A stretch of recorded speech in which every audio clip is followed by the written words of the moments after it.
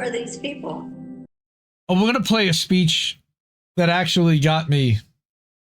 When I was on the phone, when I was hanging out last night with Oz and Reef, and I kind of put the headphones on, and it was just me listening to it, and he said something at the end that just absolutely crushed me. And he's right. And what had happened here was that a Palestinian journalist by the name of Abubaker gave a 3.5 minute or almost 4 minute press conference. And Mary Kostakidis, friend, who's a Consortium News board member, writes, wrote a speech. Every journalist in the world should listen to this, and we're going to in a second. And how old is this young man? Oh, he's a teenager. Maybe 16, 17, 18. You can see he's incredibly young. Yes. Let me blow that up a little bit more so you can see it even clearer. And he says, I have a word to say against the lack of international support for Palestinian journalists. He writes for the he reports for the Electronic Intifada, by the way, as well. So shout out to 2024 honoree for one of the best outlets, Electronic Intifada. Thank you for sharing Abubaker Abed with us. And listen to this. These are not my words, but the words of every single one here, standing here after 459 days of the most well-documented and first live-streamed genocide in history. For these days, we've been reporting tirelessly, extensively, and thoroughly on this genocide. It's indeed a genocide against us, which we've been documenting in makeshift tented camps and workplaces. They are really the places we've taken shelter since day one. You've seen us shedding tears over our loved ones, colleagues, friends, and family members. You've seen us killed in every possible way. We've been immolated, incinerated, dismembered, and disemboweled, and recently we've been freezing to death.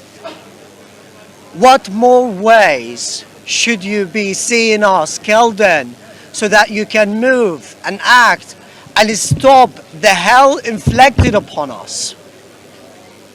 There are no words to describe what we've been going through, because you've seen our bodies, how they've become fragile, skinny, and fatigued. But we never stopped. We never stopped to tell you the truth, to narrate our stories, and to tell you that we are being genocided, to move your dead consciences, to help a population that has seen every sort of torture and tasted every type of death. Today, we're all standing here after Israel's impunity against us. And we don't know how many journalists should be killed so you can really act and stop Israel's impunity against us. Our message is very clear. We are journalists, and we are Palestinian journalists. We have been let down by the international community, particularly the international media organizations. We haven't seen any sort of support, a single word of support. Even the press vests we're wearing right now mark us as a target. They do not protect us at all. But yes, because we are Palestinians, maybe if we were Ukrainians or of any other citizenship with blonde hair and blue eyes, the world would rage and rant for us. But because we are Palestinians, we have only one right, which is to die and be maimed. Finally, we are just documenting a genocide against us. It's enough after almost 1.5 years. We want you to stand foot by foot with us because we are like any other journalists, reporters, and media workers all across the globe, no matter the origin, the color, or the race. Journalism is not a crime. We are not a target. Shit. I had to show that. Man, that kid's a legend. This is the age where you should be giving valedictorian speeches or school president acceptance speeches or, you know, your presentation to a classroom. Not this. You know?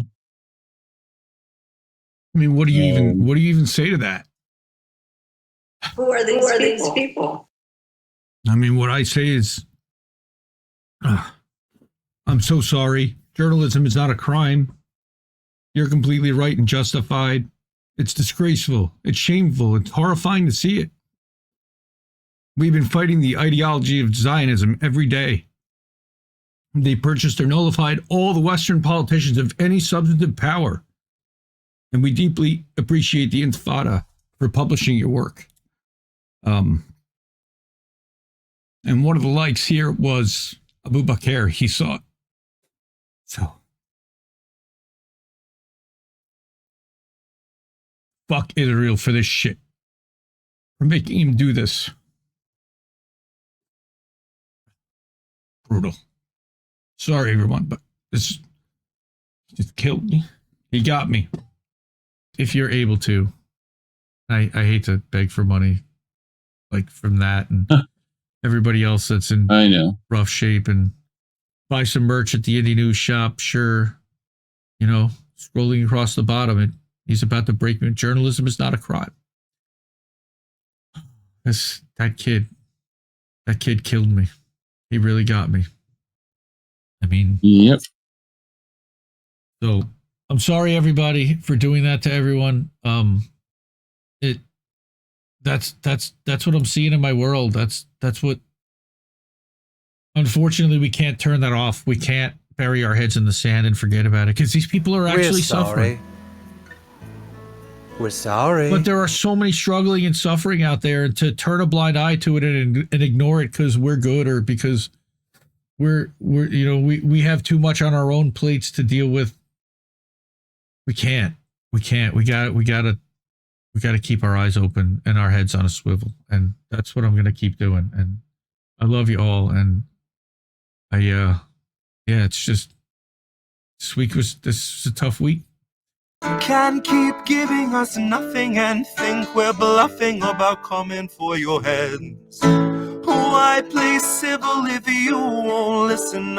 50,000 died, and now we know our mission. We form a militia, make Congress a prison.